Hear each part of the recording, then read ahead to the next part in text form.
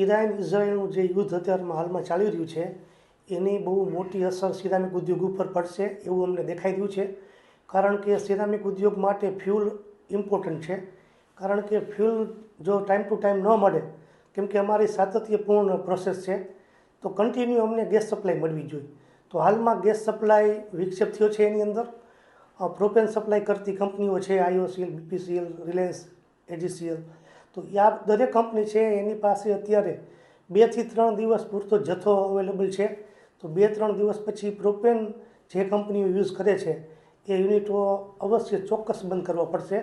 અને નેચરલ ગેસનો જો યુઝ કરે છે, ગુજરાત ગેસ વાપરતા યુનિટો છે, એની પાસે જાણવા મળતી વિગત પ્રમાણે 10 દિવસ સુધી સપ્લાય આપી શકે એટલો જથ્થો અવેલેબલ છે.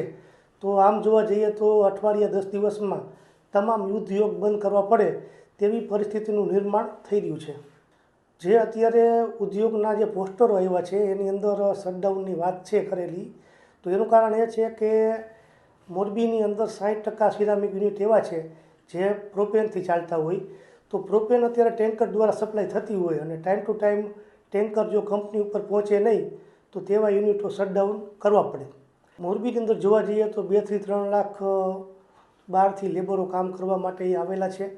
તો જો યુનિટો બંધ થાય, ઉદ્યોગ બંધ કરવા પડે, gas supply time to time ન મળે, ગેસ સપ્લાય ન હોય તો અમારે ચોક્કસ યુનિટ બંધ કરવા પડે.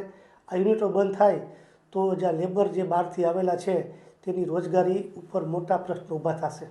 મોરબીની અંદર અત્યારે 600ની આસપાસ યુનિટો ચાલુ રનિંગ કન્ડિશનમાં છે અને એની અંદર એવરેજ એક કંપનીની અંદર 150-200 મજૂર કામ કરતા હોય છે. જી, હાલ મોરબી સિરામિક ઇન્ડસ્ટ્રીમાં ફ્યુલ તરીકે તો પ્રોપેન ગેસ અને નેચરલ ગેસ વપરાય છે. હવે જે પ્રોપેન ગેસની આપણે વાત કરીએ તો જે હોર્મુઝ સ્ટ્રીટ ઉપર અત્યારે ઈરાને સપ્લાય ત્યાંથી બંધ કરી રોકી છે, એ હિસાબથી પ્રોપેન અત્યારે આવકમાં નથી કોઈ શિપ, અને જે આવી છે એ કોમર્શિયલ માટે ભારત સરકારે ફાળવી છે.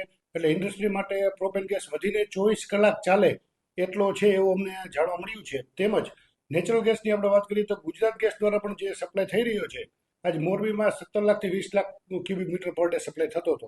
પણ હાલ અત્યારે હોર્મુઝ સ્ટ્રીટને હિસાબથી અને નેચરલ ગેસનું ઉત્પાદન પણ ઠપ થયું છે અત્યારે ગલ્ફમાં.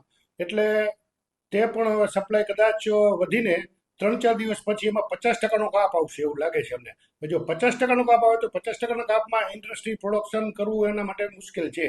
એટલે કદાચ આવતા 5-6 દિવસમાં આખી ઇન્ડસ્ટ્રી બંધ થાય એવી પરિસ્થિતિ નિર્માણ થઈ શકે.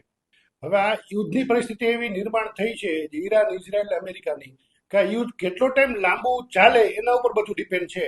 જો યુદ્ધ વધારે ચાલ્યું લાંબુ, ટ્રમ્પે જેમ કીધું કે 4-5 અઠવાડિયા ચાલશે, તો આની ઇમ્પેક્ટ સિરામિક ઇન્ડસ્ટ્રી ઉપર, મજૂરો ઉપર ખૂબ જ ગંભીર અસર ઊભી થશે અને 2 મહિના કદાચ સિરામિક ઇન્ડસ્ટ્રી આમાંથી ચાલુ પણ ના થઈ શકે.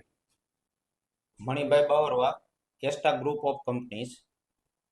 અમે લોકો પ્રોપેન ગેસ ચલાવતા, પણ લાસ્ટ 23 તારીખે સાઉદી અરેબિયાના અલ જુમેના પોર્ટ પર એક મોટો એક્સિડન્ટ થયેલો, જેના કારણે તે લોકોએ ફોર્સ મેજર ડિક્લેર કરી અને સડનલી ત્યાંથી લોડિંગ બંધ રાખેલું. તેના હિસાબે ઓલરેડી ફેબ્રુઆરી એન્ડથી જ પ્રોપેનની શોર્ટેજ વર્તાવા લાગી હતી. પણ એવું હતું કે માર્ચ આવતા આવતા ધીમે ધીમે સ્ટેબલ થશે. પણ ત્યાં આ વોર સિચ્યુએશન આવી છે, જેના હિસાબે પ્રોપેન અવેલેબિલિટી આજે છે નહીં. આજે સાંજ સુધીમાં આઈ થિંક લગભગ કંપનીઓનો પ્રોપેન સ્ટોક ખલાસ થઈ જશે અને આવતીકાલથી લગભગ મોરબીની સપ્લાય ખોરવાઈ જશે.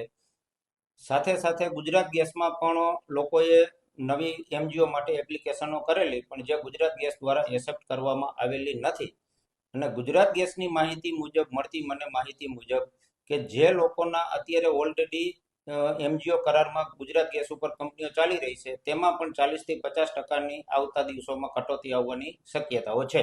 ટોટલ ગ્રુપ કંપની થઈ અને લગભગ અત્યારે 1800થી 2000 માણસો કામ કરી રહ્યા છે અને વ્યવસ્થિત રીતે પ્લાન ચાલી રહ્યા હતા. પણ આ વોર સિચ્યુએશન છે, આમાં કાંઈ કહી ન શકાય.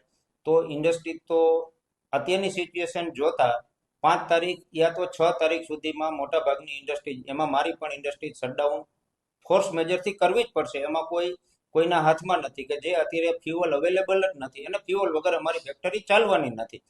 તો પાછળ લેબરોનો અને કર્મચારીઓનો ઇસ્યુ મોટો આવશે. અમારા પ્રયત્નો રહેશે કે શક્ય હોય ત્યાં સુધી અમે લેબરોને સાચવી રાખશું, એને સપોર્ટ કરશું પણ જો યુદ્ધની પરિસ્થિતિ બહુ લાંબો સમય ખેંચાય તો ઇન્ડસ્ટ્રી એટલો લાંબો સમય સુધી લેબરોને સાચવી શકે નહીં.